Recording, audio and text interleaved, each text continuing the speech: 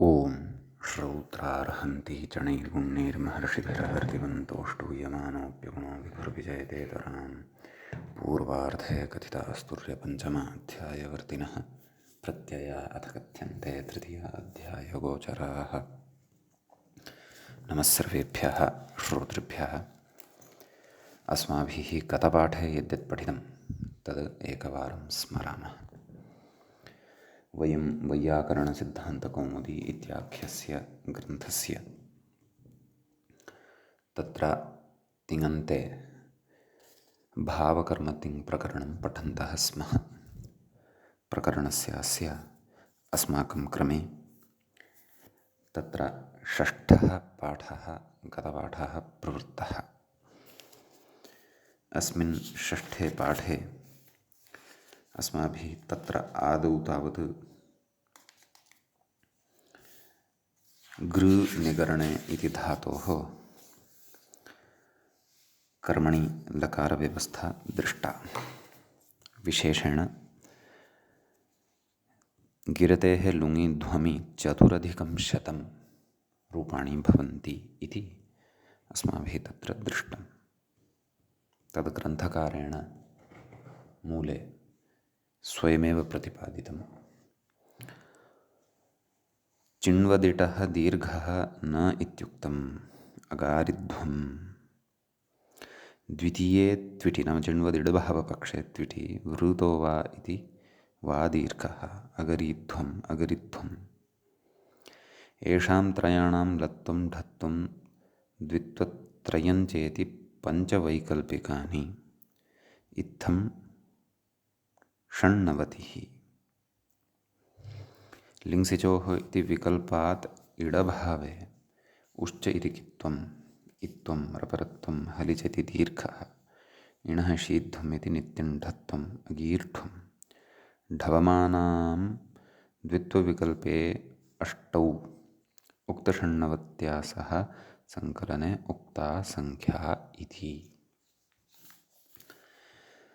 तानि इमानि रूपाणि 4+100 रूपाणि एकया कारिकया ग्रन्थकारेण सङ्कलितानि।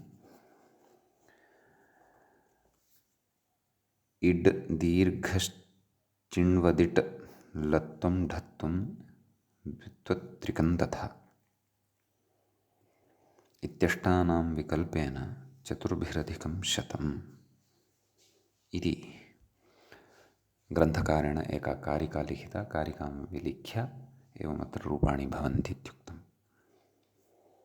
ततः तत्र शं धातोः हेतुमण्यन्तात् कर्मणि लकारे सति व्यवस्था दृष्टा। यक् भवति णिलोपः भवति शम्यते मोहः मुकुन्देन इति शम्यते इत्यादि रूपाणि तत्र दृष्टानि। अत्र अग्रे सूत्रम् अस्माभिः एकं पठितं। चिण्णङ्लोर्दीर्घोऽन्यतरस्य नाम लुडादिषु दीर्घः विकल्पेन भवतु शामिता शमिता इत्येतदर्थम् इदं सूत्रं पठितं। तत्र विशिष्टाः सिद्धान्ताः विज्ञाताः। आदौ तावत् सूत्रार्थः दृष्टः। चिण्परे णमुल्परे चणौ मिताम् उपधायाः दीर्घो वा स्यात् इति। णमुलितु उदाहरणं गच्छताकालेन प्रकरणान्तरे द्रक्ष्यते। अत्र तु अस्माभिः चिण्परे णौ मिताम् उपधायाः विकल्पेन दीर्घस्य उदाहरणं दृष्टमेव। ततः तत्र मूले उक्तं प्रकृतः मितां ह्रस्वः एव तु न विकल्पितः।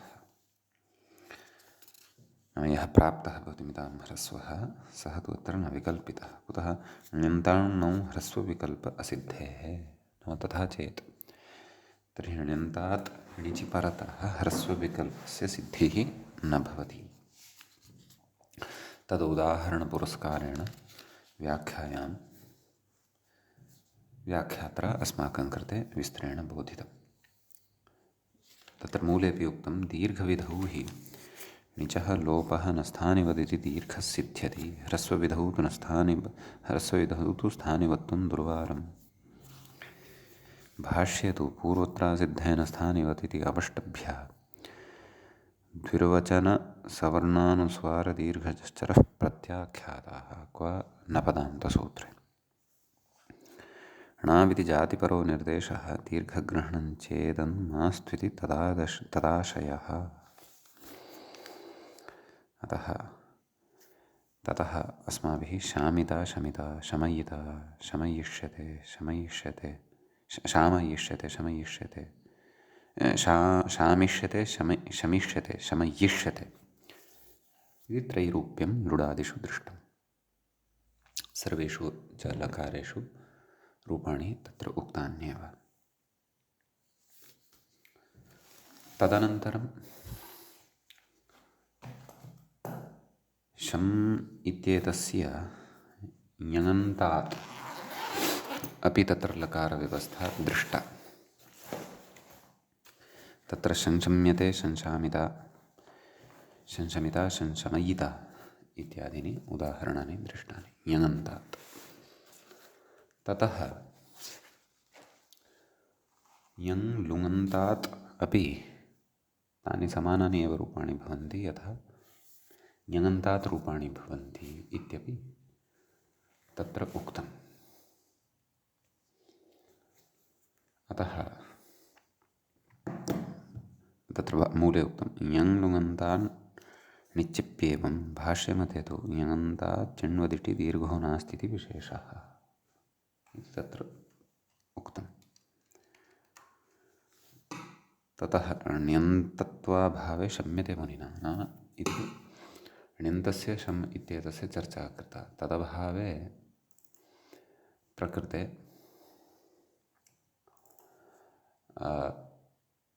शम्यते इत्यादीनि रूपाणि भवन्ति इत्युक्तं। तानि च रूपाणि अस्माभिः दृष्टानि। तत्र लुङि कश्चन विशेषः दृष्टः ण्यन्ताभावे। सः कः विशेषः इति चेत् नोदात्तोपदेशस्य मान्तस्य नाचमेः इति इत्ययं विशेषः तत्र दृष्टः। तत्र सूत्रस्य अस्य अर्थः दृष्टः यत् उपधायाः वृद्धिः न स्यात् चिणि ङिति णिति कृति च इत्युक्तम्। एवं खलु। अतः अत्र सति निमित्ते अपि लुङि नाम चिणि परतः सः णित् भवति अचुण्यणितित्यनेन वृद्धिर्न भवति अपि तु तस्याः निषेधः एव भवति। अशमि इत्यादीनि एव रूपाणि भवन्ति। ततः दम् धातुं पुरस्कृत्य अदमि इति उदाहरणान्तरं दृष्टं। दलप्रयोजनानि अत्र दृष्टानि। उदात्तोपदेशस्य इति किम् अगामि मान्तस्य किम् अवादि। ततश्च तत्र अनाचमेः किम् आचामि इत्यपि दृष्टम्। नाम दलप्रयोजनं दलकृत्यं। ततः अग्रे अत्र वार्तिकमपि पठितं। नाम निषेधः अत्र अनाचमेः इति यः निषेधः उक्तः तस्मिन् निषेधे प्रकृते धातुद्वयम् इतोपि योजनीयं। किं तत् कमि वमि इति च। कमि इति वमि इति च। तत्र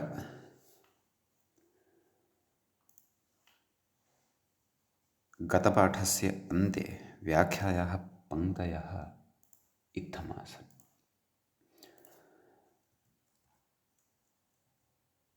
अशमि अदमि शमधातोर्दमधातोश्च लुङि चिणि अतोपधायाः इति वृद्धिः न इत्युक्तम्। तत्र अगामी इति गमेरनुदात्तोपदेशत्वादिति भावः, अवादीति वदधातुर्नमान्त इति भावः, आचामीति अनाचमेरित्युक्तेरिह नोपधावृत्ति निषेधः, अनाचमिकमिवमीनामिति आचमिकमिवमिवर्जानाम् इत्यर्थः, एवञ्च कमिवम्योरपि न निषेधः इति फलितम्। अत्रापि आचामि इति वद दीर्घः भविष्यत्येव, एतद् धातुद्वये इति अर्थः। ततः अग्रे तत्र कश्चन पक्षः आरब्धः, ननु कमेर्णिङन्तत्वात् केवलस्य तस्य चिणादौ प्रयोगः एव नास्ति इत्यतः आह चिण्यायादयः इति। अयं विचारः यद्यपि आरब्धः अस्माभिः गते पाठे, परन्तु अत्र पूर्णतया स्पष्टता कर्तव्या वर्तते, प्राप्तव्या वर्तते। आदौ सिद्धान्तं पठित्वा ततः परम् अत्र अन्यानि सर्वाणि रूपाणि वयं पठिष्यामः, ज्ञास्यामः इति एतावान् विशेषः गते पाठे प्रवृत्तः।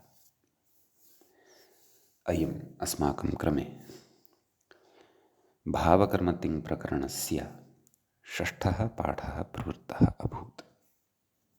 अधुना तावत् अस्मत्क्रमे भावकर्मतिङ् प्रकरणस्यास्य सप्तमः पाठः आरब्धो भवति। तत्र उक्तं, ननु कमेर्णिङन्तत्वात् केवलस्य तस्य चिणादौ प्रयोगः एव नास्ति, यतः कमेः णिङ् इति भवति खलु।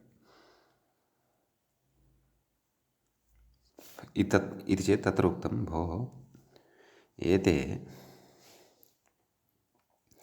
आयादयः ये वर्तन्ते ते विकल्पेन भवन्ति। उक्तं खलु चिण्यायादयः इति, मूले पश्यन्तु, चिणि आयादयः इति णिङभावे,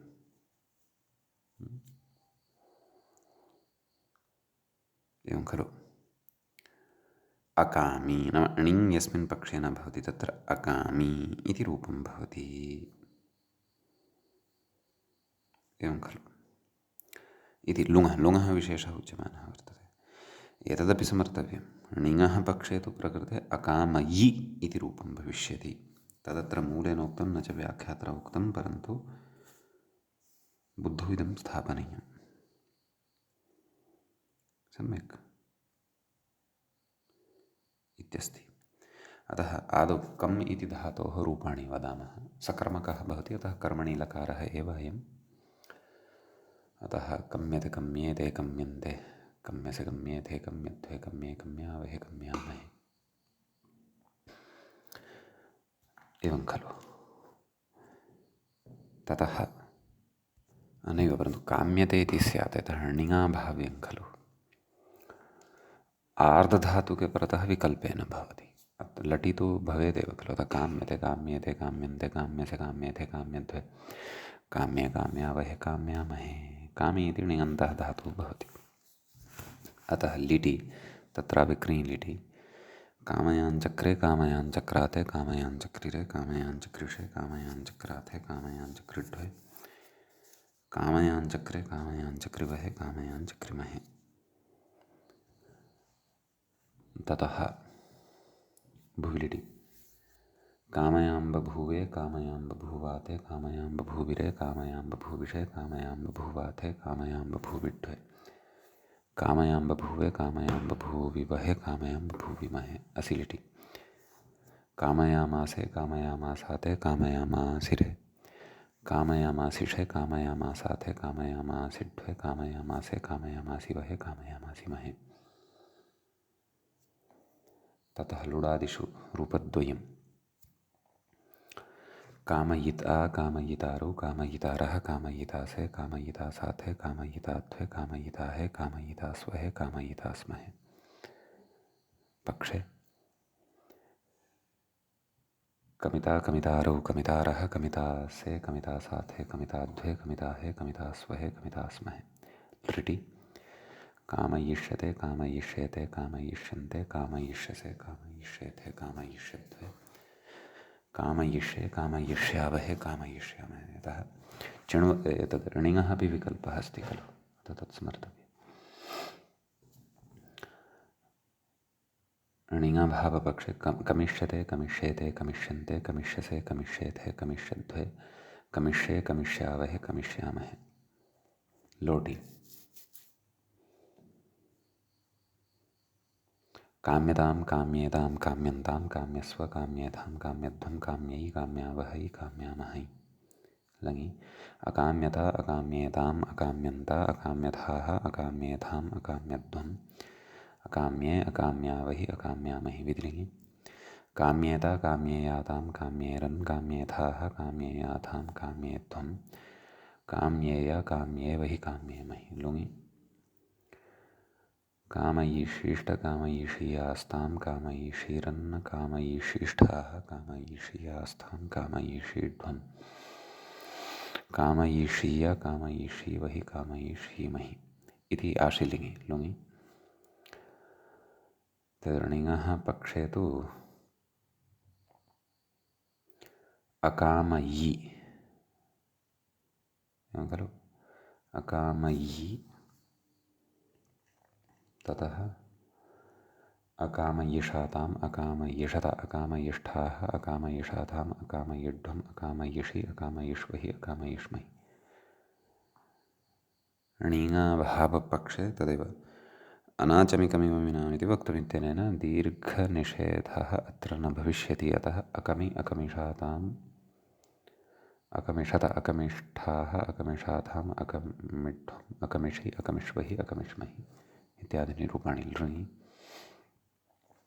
अकामयिष्यत अकामयिष्येताम् अकामयिष्यन्त अकामयिष्यथाः अकामयिष्येथाम् अकामयिष्यध्वम् अकामयिष्ये अकामयिष्यावहे अकामयिष्यावहि अकामयिष्यामहि। आर्धातुलकारः इति कृत्वा णिङाभावे अकमिष्यत अकमिष्येताम् अकमिष्यन्त अकमिष्यथाः अकमिष्येथाम् अकमिष्यध्वम् अकमिष्ये अकमिष्यावहि अकमिष्यामहि इति इमानि रूपाणि अत्र ज्ञातव्यानि। अग्रे कथयति णिङ् णिचोरप्येवम् अवामि। कथयति णिङन्तात् णिजन्तात् कमेश्चिणि णिलोपे सति पूर्वद्रूपं शिष्यते इत्यर्थः। णिलोपः भवति तत्र यदि णिङन्तात् णिजन्तं कुर्मः। एवं खलु। अवामि इति कथयति। नाम रूपेषु भेदः नास्ति, परन्तु अपरः यः धातुः अत्र पठितः वम् इति तद्विषये तस्यापि एकं रूपम् अत्र कथयति। इदं कथयितुं नाम अत्र वृद्धिनिषेधः न भवति, वृद्धिः भवत्येव इति भावः। वामि वमि इत्यत्र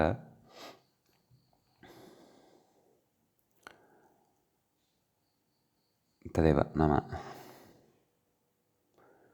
टुवम् भौवादिकः धातुः टुवम् उद्गीरणे इति भवति, सकर्मकः भवति। अतः कर्मणि लकारः अत्र ज्ञेयः।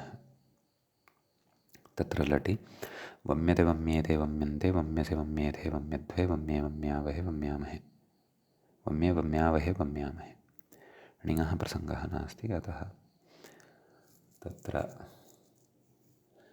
वेमे वेमाते वेमिरे वेमिषे वेमाथे वेमिठ्वे वेमे वेमिवहे वेमिमहे। एवं खलु। अथवा नशसदवादिगुणानां वकारादिः खलु, तथा चेत् वममे ववमे ववमाते ववमिरे ववमिषे ववमाथे ववमित्वे ववमे ववमिवहे ववमिमहे इत्यादीनि रूपाणि स्युः इति चिन्तयामि। लुटि वमिता वमितारौ वमितारः वमितासे वमितासाथे वमिताध्वे वमिताहे वमितास्वहे वमितास्महे। सेट् अयं धातु।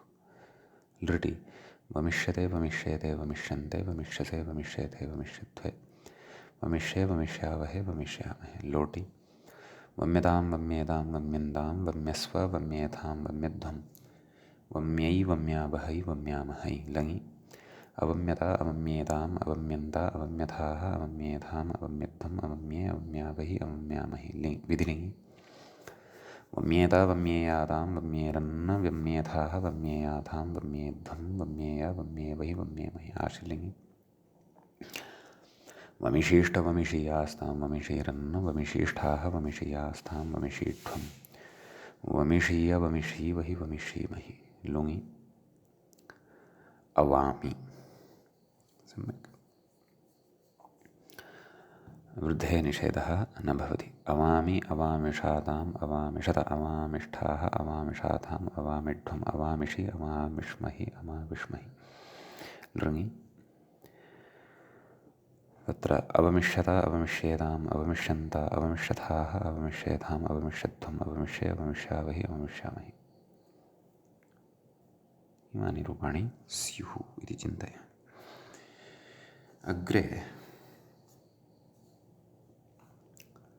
कश्चन निषेधः उच्यमानः अस्ति वार्तिकगतः विशेषस्तु अत्र सम्पन्नः अनाचमिकमि वमीनामिति वक्तव्यम् एवं खलु अग्रे यः धातुः अत्र स्वीक्रियमाणः वर्तते सः वर्तते वध इति वधहिंसायाम् एवं खलु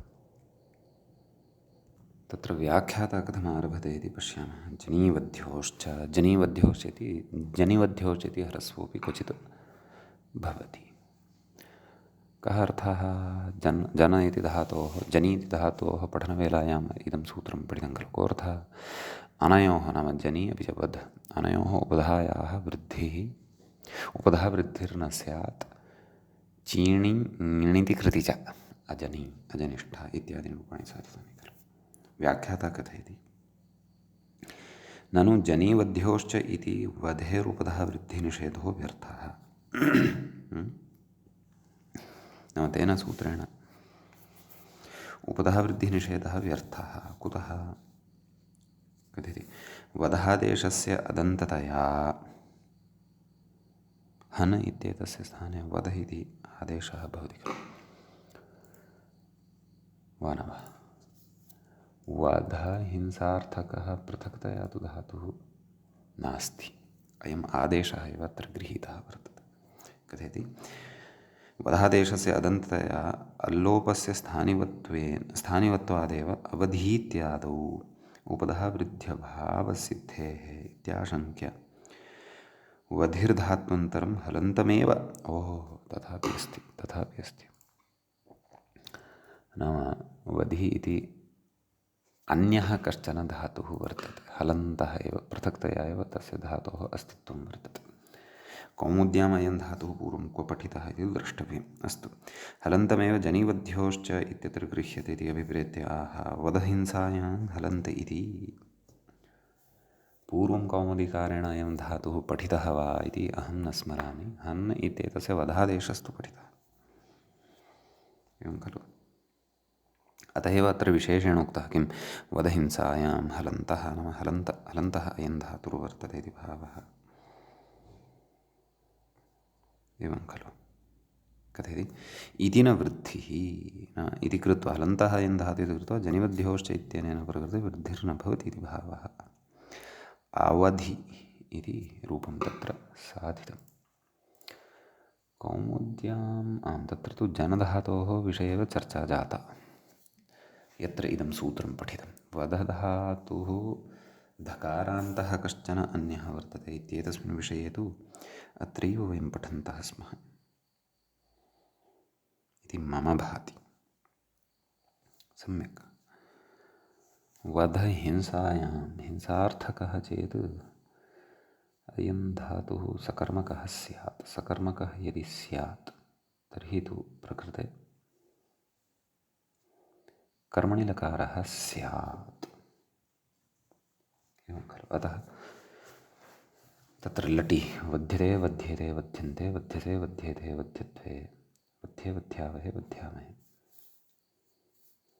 लिटि ववदेः ववदहते ववधिरे ववदिषे ववदहते ववदिध्वे ववधे ववधिवहे ववधिमहे वादिः अयं धातुः अतः लुटि वधिता वधितारो वधितारः वधितासे वधितासाथे वधिताध्वे वधिताहे वधितास्वहे वधितास्महे लृटि वधिष्यते वधिष्येते वधिष्यन्ते वधिष्यसे वधिष्येथे वधिष्यध्वे वधिष्ये वधिष्यावहे वधिष्यामहे लोटि वध्यतां वध्येतां वध्यन्तां वध्यस्व वध्येतां वध्यध्वं वध्यै वध्यावहै वध्यामहे लङि अवध्यता अवध्येताम् अवध्यन्ता अवध्यताः अवध्येताम् अवध्यध्वम् अवध्ये वध्या वहि अवध्यामहि विधिलिङि वध्येता वध्येयातां वध्येरन् वध्येताः वध्येयातां वध्येध्वम् वध्येया वध्येवहि वध्येमहि लुङि वधिशीष्ट वधिषीयास्तां वधिषीरन् वधिशीष्ठाः वधिषीयास्तां वधिषीध्वम्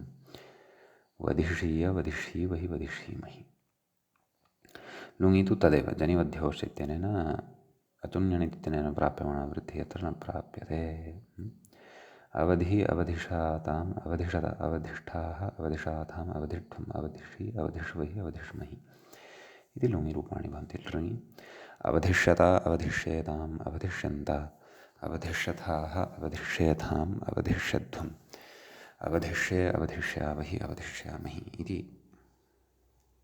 इमानि अत्र रूपाणि भवन्ति ततः अग्रे कः विचारः अस्ति इति पश्यामः मूले जाग्रो विचिण्णलङित्सु इति कथयन् अस्ति ग्रन्थकारः इदं सूत्रम् अस्माभिः पूर्वं पठितं वर्तते कोऽर्थः सूत्रस्य इति चेत् जागर्तेः नाम जागृनिद्राक्षये इति यः धातुः तद्विषये उच्यते अत्र जागर्तेः गुणः स्यात् विचिण्णलङिभ्यः अन्यस्मिन् वृद्धिविषये प्रतिषेधविषये च जाग्रः अविचिण्णलङित्सु इत्युक्तम् व्याख्याता कथयति इत्युक्तेर्न गुणः न इत्युक्तेः गुणः न भवति अपि तु वृद्धिरेव भवति अतः अजागृ इत्यत्र स्थाने आर् इति वृद्धिः भवति अन्यथा गुणः भवति स्म अजागर् इति भवति स्म अजागरि इति अनिष्टं रूपं भवति स्म अतः अजागारि इत्येव भवति इति तत्र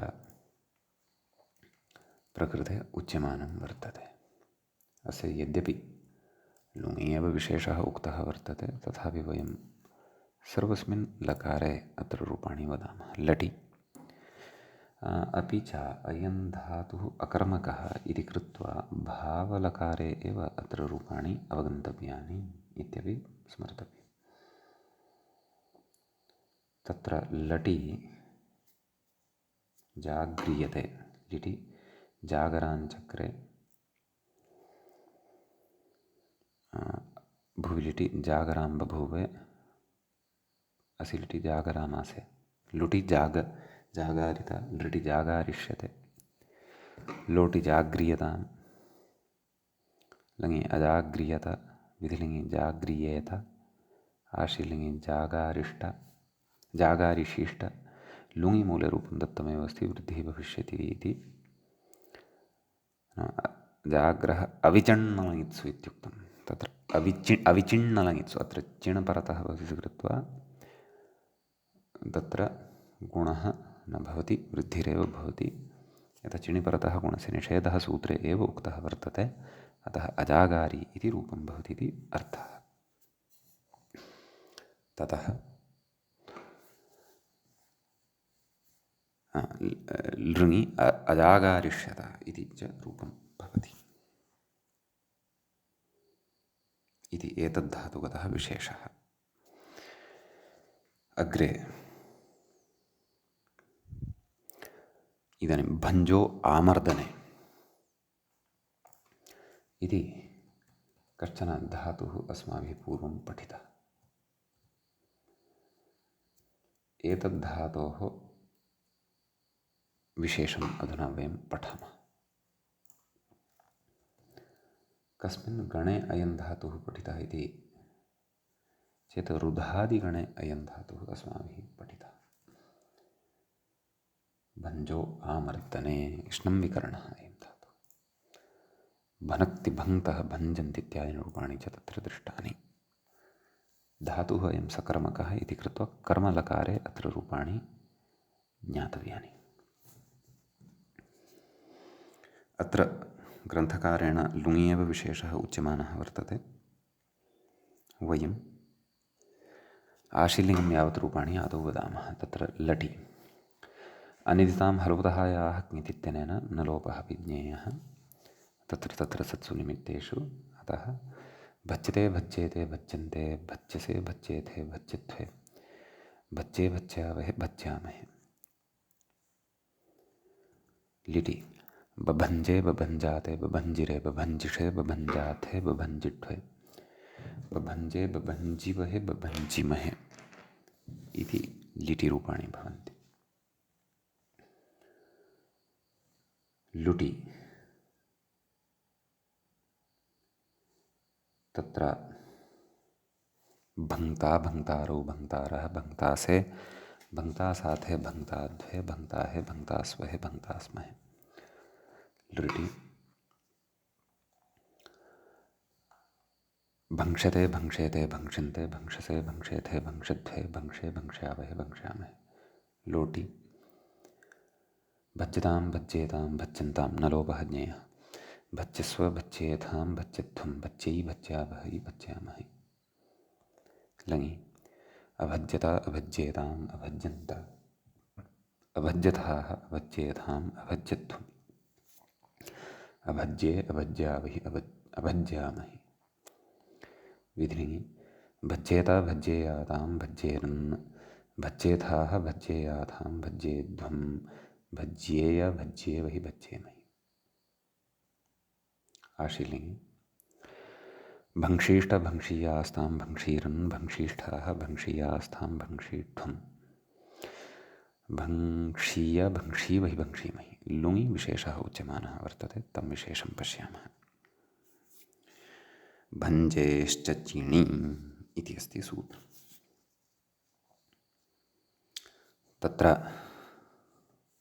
भञ्जेः इति षष्ठ्यन्तं भवति, षष्ठीविभक्तेः एकवचनान्तं भवति। च इति अव्ययपदं भवति। चिणि इति सप्तम्यन्तं, सप्तमीविभक्तेः एकवचनान्तं भवति।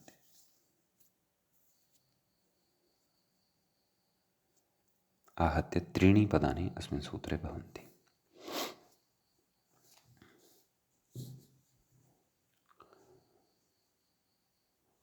व्याख्यातः कथयति स्नान्नलोपः इत्यतः न इति लुप्तषष्ठीकं लोपः इति च अनुवर्तते। अग्रे कथयति जान्तनरां विभाषा इत्यतो विभाषा इति मत्वा शेषं पूरयति न लोपो वा स्यादिति। सूत्रार्थः न शेषपूर्णेन अतः सूत्रमपि मेलनीयं भञ्जेः च चिणि न लोपः वा स्यात् इति। विकल्पेन न लोपः भवति। एवं खलु। अतः अभाजी इति कथयति न लोपपक्षे उपधा वृद्धिः भवति इति भावः। एवं खलु इत्यस्ति।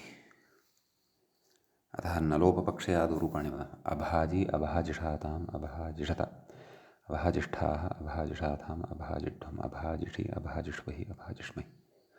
न लोपाभावपक्षे अभञ्जी अभञ्जिषाताम् अभञ्जिषत अभञ्जिष्ठाः अभञ्जिषाथाम् अभञ्जिष्ठम् अभञ्जिषि अभञ्जिष्वहि अभञ्जिष्महि। एवं रूपाणि भवन्ति।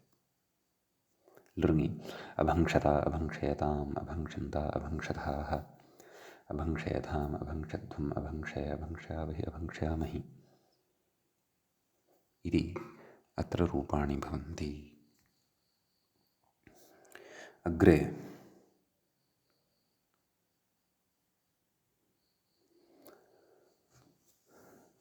अग्रिमं सूत्रम् अत्र भवति।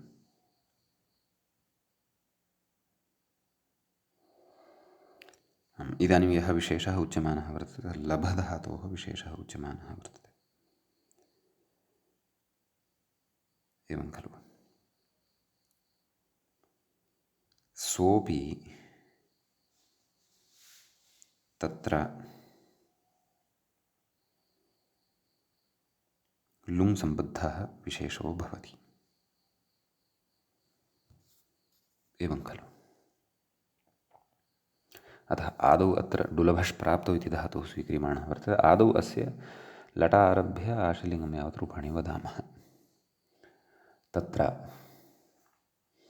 लटि अपि च अयं धातुः तत्र सकर्मकः भवति इति कृत्वा कर्मणि प्रयोगः अत्र भवति।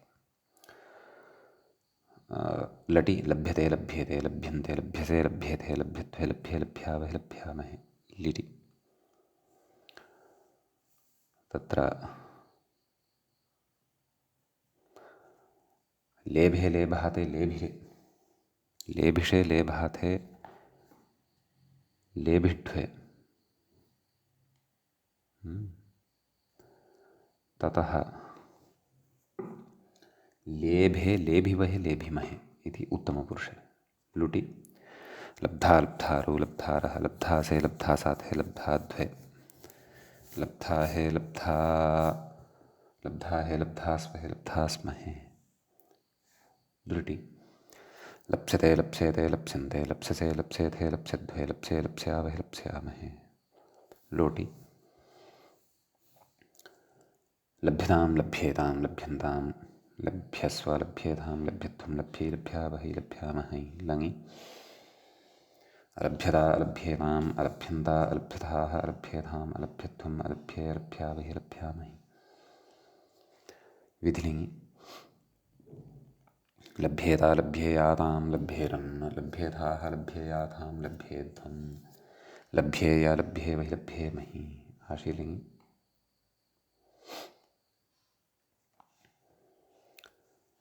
लप्सीष्ट लप्सीयास्तां लप्सीर्न लप्सीष्ठाः लप्सीयास्तां लप्सीध्वं लप्सीय लप्सीवहि लप्सीमहि लुङि उच्यते विशेषः। विभाषा चिण्णमुलोः इत्यस्य सूत्रं तत्र विभाषा इति प्रथमान्तं पदं भवति। प्रथमाविभक्तेः एकवचनान्तं चिण्णमुलोः इति च सप्तमी विभक्तेः द्विवचनान्तं भवति। चिण च णमुल् च चिण्णमुलौ तयोः चिण्णमुलोः इतरेतरयोगद्वन्द्वः अत्र भवति। प्रकृते व्याख्याता कथयति लभेश्च इत्यतः लभेः इति इदितो नुं धातोः इत्यतः नुम् इति च अनुवर्तते इति मत्वा शेषं पूरयति लभेर्नुमागमो वेति। मूले पश्यन्तु लभेर्नुमागमः वा स्यात्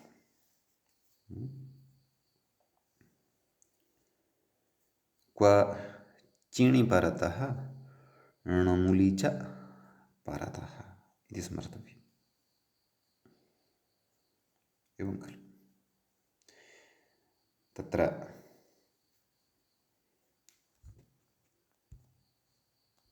चिणः विधानं तु चिण्भावकर्मणोः इति स्मर्तव्यम्। अतः तस्मिन् चिणि परतः लभेनुमागमः विकल्पेन भवति इति भावः। अतः तत्र नुमागमपक्षे रूपं मूले प्रदत्तं वर्तते अलम्भि। एवं खलु। अतः नुमः पक्षे अलम्भि अलम्भिषाताम् अलम्भिषता अलम्भिष्ठाः अलम्भिषाताम् अलम्भिष्ठुम् अलम्भिषि अलम्भिष्वहि अलम्भिष्महि। एवं खलु। नुमागमाभावपक्षे अलाभि इति दत्तं तत्र वृद्धिः ज्ञेया। एवं खलु। अलाभि अलप्साताम् अलप्सता अलब्धाः अलप्साताम् अलब्धुम् अलप्सि अलप्स्वहि अलप्स्महि इत्यादीनि रूपाणि भवन्ति लृङि अलप्स्यत अलप्स्येताम् अलप्स्यन्त अलप्स्यथाः अलप्स्येताम् अलप्स्यध्वम् अलप्स्ये अलप्स्यावहि अलप्स्यामहि इत्यादीनि च रूपाणि भवन्ति।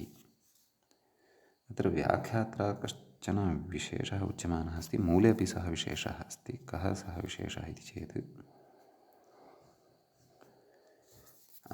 ननु प्रालम्भी उपालम्भी इत्यादौ उपसर्गपूर्वस्यापि लभे नुं विकल्पः स्यात् इत्यतः व्यवस्थितेति मूले व्यवस्थितविकल्पत्वात् प्रादेः नित्यं नुं प्रालम्भी इति व्याख्याते।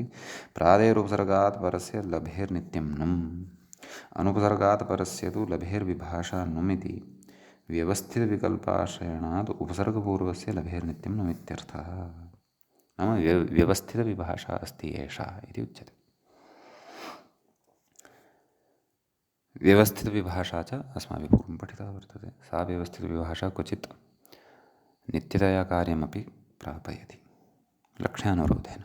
अग्रे कथयति वस्तुतस्तु चिण्णमलोरनुपसर्गस्य इति वार्तिकात् भाष्ये उपसर्गात् खल्वघयोः इत्यतः उपसर्गादिति न सुदुर्भ्याम् इत्यतः न इति चानुवर्त्य उपसर्गात् परस्य लभेः विभाषा चिण्णमलोः इति न इति व्याख्यातत्वाच्च। अतः व्यवस्थितविभाषा आश्रयणम् अनपेक्षितं। कथयति एतेन प्रपूर्वस्य लभेर्नित्यं नुमिति व्याख्यानं परास्तम्। नाम दीक्षितेन यद् व्याख्यानं कृतं वर्तते तत्परास्तम् इति उच्यते। एवं खलु। अग्रे कथयति लःकर्मणिति लकाराः विहिताः। एवं खलु।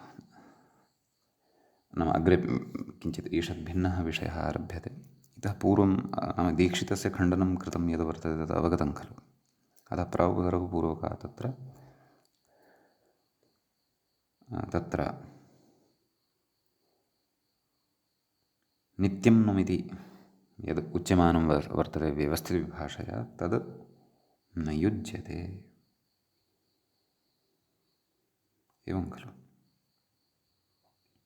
अतः तत्र यतः भाष्यस्य युक्त्या तत्र अन्यथा व्याख्यानम् अस्ति इति।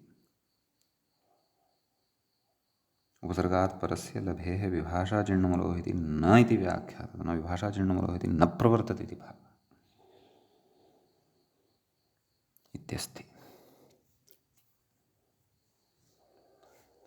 इदानीम् अग्रे कथयति व्याख्याता कथयति लःकर्मणि। इतः परम् अस्माभिः विशिष्टा का व्यवस्था पठ्यमाना अस्ति इति चेत् तत्र द्विकर्मकधातूनां विषये कर्मणि प्रयोगे व्यवस्था विशिष्टा व्यवस्था एषा वर्तते। प्रायशः प्रयोक्तारः अथवा अग्रे ये नियमाः अधुना वक्ष्यन्ते तेषां नियमानाम् अज्ञानाभावे बहवः बहुविधान् दोषान् लेखनादिषु आचरन्ति। अतः ते अत्र दोषाः वार्यन्ते अथवा दोषाः न ताः स्पष्टताः अस्माभिः प्राप्स्यन्ते यैः पूर्वं तत्र वयं व्यवहारकाले लेखनव्यवहारकाले भाषणव्यवहारकाले वा दोषं न कुर्यामः। भवतु व्याख्याता कथयति लःकर्मणि लकाराः विहिताः। लःकर्मणि च भावे च कर्मकेभ्यः लकाराः सकर्मकेभ्यः कर्मणि कर्तरि अकर्मकेभ्यः भावे कर्तरि च भवन्ति इति एतावत्पर्यन्तम् अस्माभिः सर्वमपि विवरणं दृष्टं प्रतिपादितं। तत्सम्बद्धः सर्वो विशेषः दृष्टः। वस्तुतः लःकर्मणि च भावे इति सूत्रम् अधुना उपसंहृतिं गतम् इति कथयति। तथा तयोरेव कृत्यक्तखरर्थाः इति कर्मणि कृत्यादिप्रत्ययाः वक्ष्यन्ते। नाम तयोः एव नाम भावकर्मणः भावे कर्मणि च तत्र तयोरेव कृत्यक्तफलार्थः तत्र तयोरेव नाम भावकर्मणोः के प्रत्ययाः कृत्यप्रत्ययाः कृत्सु पठिष्यन्ते कृदुविशेषाः एव ते क्तप्रत्ययाः खलर्थाः च ये प्रत्ययाः भवन्ति इति कर्मणि कृत्यादिप्रत्ययाः वक्ष्यन्ते कर्मणि अपि भावे अपि वक्ष्यन्ते कर्मणि अपि वक्ष्यन्ते ते तावत् द्विकर्मकधातुषु कतरस्मिन् कर्मणि भवन्ति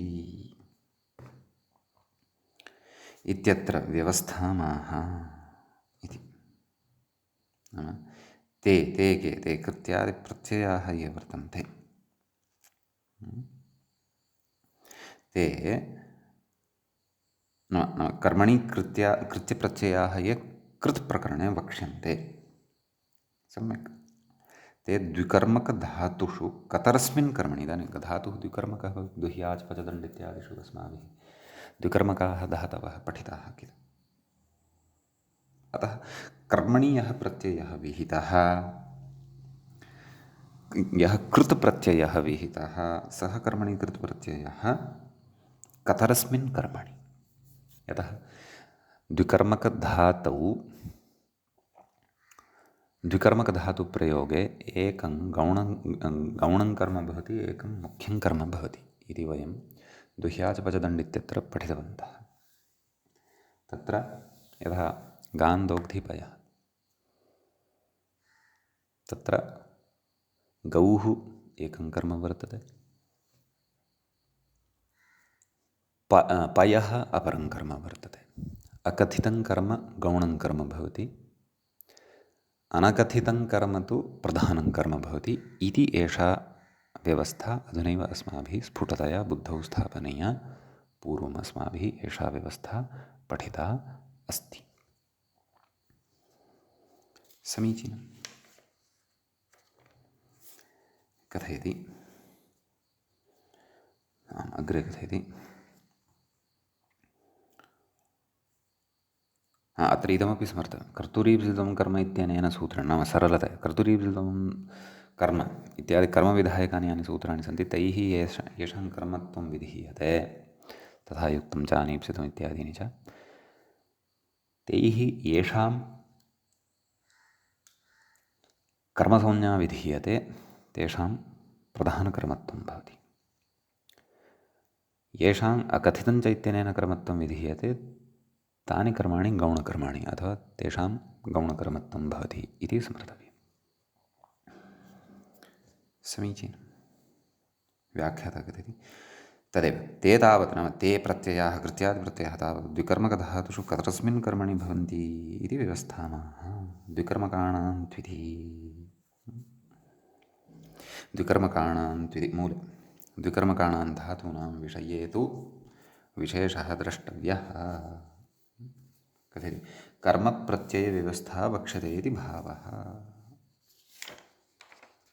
एवं खलु इति अग्रे वार्तिकम् उच्यमानं वर्तते भाष्ये प्रकारान्तरेण वार्तिकानि सन्ति तानि प्रकृते श्लोकत्वेन उच्यमानानि सन्ति इति भावः सम्यक् तथैव कथयति अग्रे तां व्यवस्थां सार्धश्लोकेन दर्शयति इति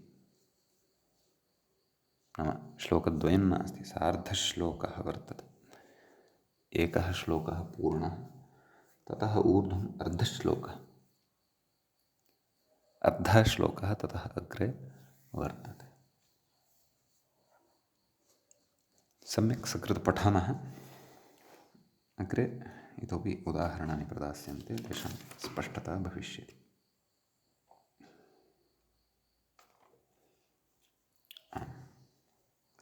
कथयति तां व्यवस्थां अस्तु गौणे कर्मणि इत्यादि श्लोकान् आदौ पठामः गौणे कर्मणि दुह्यादेः प्रधाने निहृकृष्वहाम् बुद्धिभक्षार्थयोः शब्दः बुद्धिभक्षार्थयोः शब्दकर्मकाणां निजेच्छया एवं खलु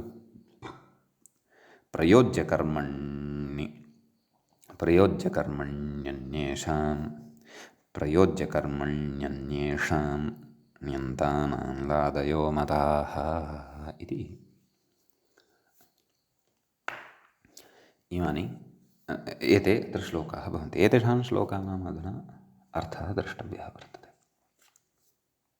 सम्यक्। दुह्यादयः के सन्ति धातवः इति वयं जानीमः। दुह्याच पचदण्डरुध प्रच्छचि ब्रूषास् जी मथ मुष् नि हृ कृष वः एते सन्ति। पूर्वं पठिताः सन्ति अस्माभिः। व्याख्याता श्लोकद्वयमपि अतीव सरलरीत्या अग्रे बोधयन् अस्ति अस्माकं कृते। कथयति दुह्याच पचदण्डरुधि प्रच्छि चिब्रुषा सुजिमथमुषाम्। कति सन्ति एते? दुह् याच पच दण्ड रुधि प्रच्छ चि ब्रू शासु जी मथ मुष। तदेव दुह्याच इत्यादि कारिकायां प्रथमपङ्क्तौ ये 12 धातवः परिगणिताः तेषां विषये उच्यते। कथयति गौणे कर्मणि लादयो मताः इत्यन्वयः। नाम गौणे कर्मणि लादयः भवन्ति। तर्हि गौणकर्मणः उक्तत्वात् प्रथमा भविष्यति, मुख्यकर्मणः अनुक्तत्वात् द्वितीया भविष्यति। उदाहरणमनुपदमेव अग्रे आगमिष्यति। वयं तानि उदाहरणानि द्रक्ष्यामः। सम्यक्। अग्रे प्रथमायाः पङ्क्तेः अर्थः अवगतः खलु। गौणे कर्मणि दुह्यादेः व्याख्याता कथयति कथितञ्च इति सूत्रेण यस्य कर्मसंज्ञा तद्गौणं कर्म इति बोध्यं। तद् उक्तमेव अस्माभिः। प्रधाने इति मूले प्रधाने हृकृषवः नि हृकृषवः इति 4 धातवः दुह्याच इत्यादि कारिकायाः अन्तिमपादे खलु परिगणिताः। कथयति निहृकृषवः प्रधाने कर्मणि लादयो मताः। अतीव मुख्याः एते श्लोकाः सन्ति। अवश्यं यदि कण्ठस्थीक्रियन्ते तदा इतोपि प्रयोजनाय भवति। अत्र प्रधाने कर्मणि लादयः मताः भवन्ति। नाम अत्र लकारः प्रधाने कर्मणि भवन्ति। सम्यक्। अतः प्रधानकर्मणः उक्तत्वात् प्रथमा भविष्यति, गौणकर्मणः अनुक्तत्वात् द्वितीया भविष्यति। कथयति अकथितञ्च इति सूत्रात् अन्येन नाम अन्येन सूत्रेण इति अध्याहार्य अन्येन सूत्रेण कर्मसंज्ञा तत्प्रधानं कर्म इति बोध्यम्। अन्येन यस्य कर्मसंज्ञा तत् प्रधानं कर्म इति बोध्यम्। सम्यक्। इति प्रथमायाः पङ्क्तेः अर्थः ज्ञातः। अग्रे व्याख्याता कथयति अथ गतिबुद्धि सूत्रेण ये द्विकर्मकाः एवं खलु तेषु व्यवस्थामाः। गतिबुद्धि इति सूत्रं पूर्वं पठितं खलु अस्माभिः। तेनापि सूत्रेण द्विकर्मकत्वं सम्पद्यते खलु। कोऽर्थः? गत्याद्यर्थानां शब्दकर्माणाम् अकर्मकाणां च अणौ यः कर्ता सः अणौ कर्म स्यात्। एवं खलु अध्यापकः छात्रं पाठयति, अध्यापकः छात्रं पाठं पाठयति, छात्रः पठति, अध्यापकः छात्रं पठति इत्यादीनि उदाहरणानि तत्र दृष्टानि खलु। एवं खलु आसयत् सलिलं सलिले तद् शत्रून् अगमयत् स्वर्गं वेदार्थम् इत्यादीनि उदाहरणानि तत्र दृष्टानि। कथयति अथ गतिबुद्धिः इति सूत्रेण ये द्विकर्मकाः तेषु व्यवस्थामाः बुद्धीति मूले बुद्धिभक्षार्थयो भक्षार्थकः अपि तत्र प्रत्यवसानार्थरूपेण सूत्रे पठितः एव अस्ति। सूत्रे नाम गतिबुद्धिः इति सूत्रे बुद्धीति मूले बुद्धिभक्षार्थयोः शब्दक्रमकाणां निजेच्छया। कथयति बुद्ध्यर्थस्य भक्षार्थस्य शब्दक्रमकाणां च प्रधाने वा गौणे वा कर्मणि स्वेच्छया लादयो मताः इत्यन्वयः। तत्र स्वेच्छा अस्ति। गौणे कर्मणि वा लकारान् कुर्मः प्रधाने कर्मणि वा विधानं कुर्मः एवं खलु कथयति इह गतिबुद्धिः इत्यनेन यस्य कर्म संज्ञात् तद् गौणं कर्म इति स्मरन्तु तद् इतरत्तु प्रधानं कर्म भवति इति भावः एवं खलु अग्रे उक्तं प्रयोज्यकर्मणि अन्येषाम् अण्यन्तानां दादयो मताः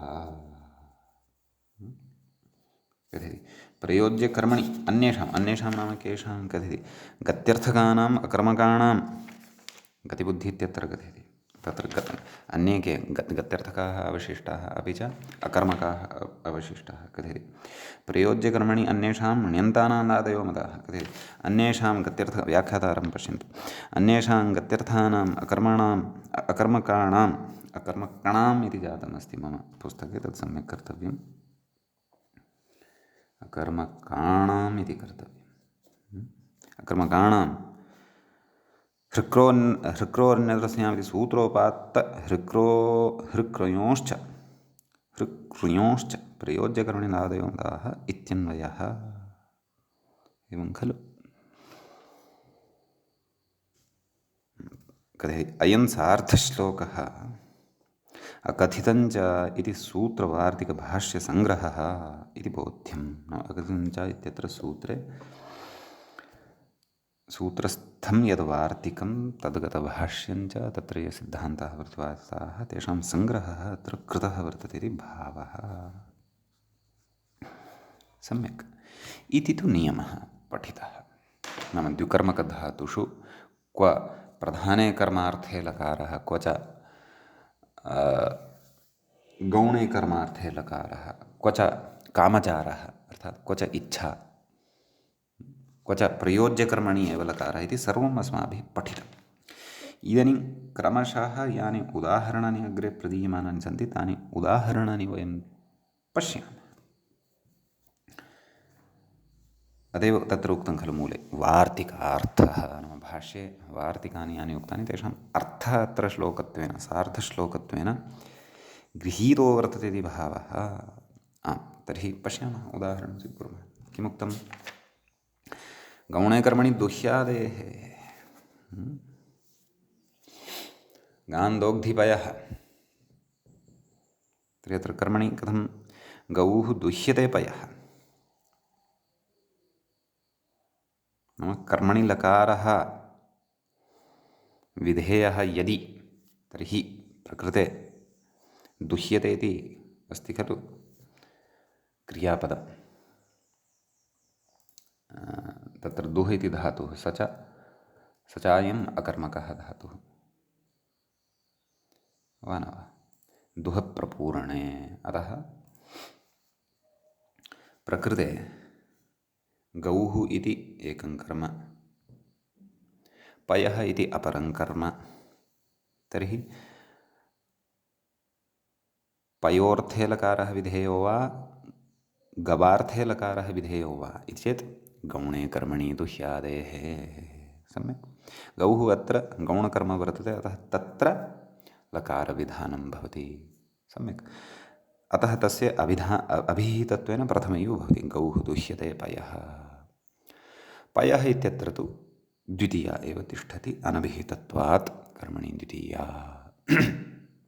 सम्यक् तदेव व्याख्याता कथयति गोपेन इति शेषः गोपेन गौः दुह्यते पयः गोपः इति कर्ता तस्यापि अनुक्तत्वात् तृतीया भवति तदेव कथयन्नस्ति अग्रे अत्र गोः अप्रधानकर्मत्वात् तस्मिन् कर्मणि लकारः तिङा अभिहितत्वात् गोः प्रथमा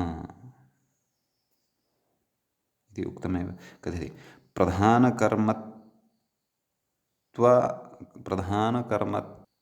प्रधानकर्मत्वात् पयः इति द्वितीयान्तं तस्य तिङा अनभिहितत्वात् तिङा नाम लकारः तेन तु गौणं कर्म खलु उक्तम् अभूत् अतः सम्यक् अत्र अन्यानि अपि उदाहरणानि दुह्यादिनां कथयन्नस्ति ग्रन्थकारः मूले तु न दत्तानि वर्तन्ते नाम याच इत्यादीन् धातून् पुरस्कृत्य तानि उदाहरणानि वयम् अग्रिमे पाठे पठिष्यामः। अद्यतनपाठः तावत् अत्रैव अस्माभिः उपसंह्रियते। मङ्गलं कुर्मः। श्रौत्रार्हन्ति जणैर्गुण्यैर्महर्षिभिर्हरदिवं तोष्टुयमानोऽप्यगुणो विभुर्विजयतेतरां। पूर्वार्धे कथिता स्तुर्यपञ्चमाध्यायवर्तिनः प्रत्यया अथ कथ्यन्ते तृतीयाध्यायगोचराः। एवञ्च तिङन्ते भावकर्मतिङ्प्रकरणस्यास्य अस्माकं क्रमे एष सप्तमः पाठः सम्पन्नताङ्गतः। नमः सर्वेभ्यः श्रोतृभ्यः भवद्भ्यः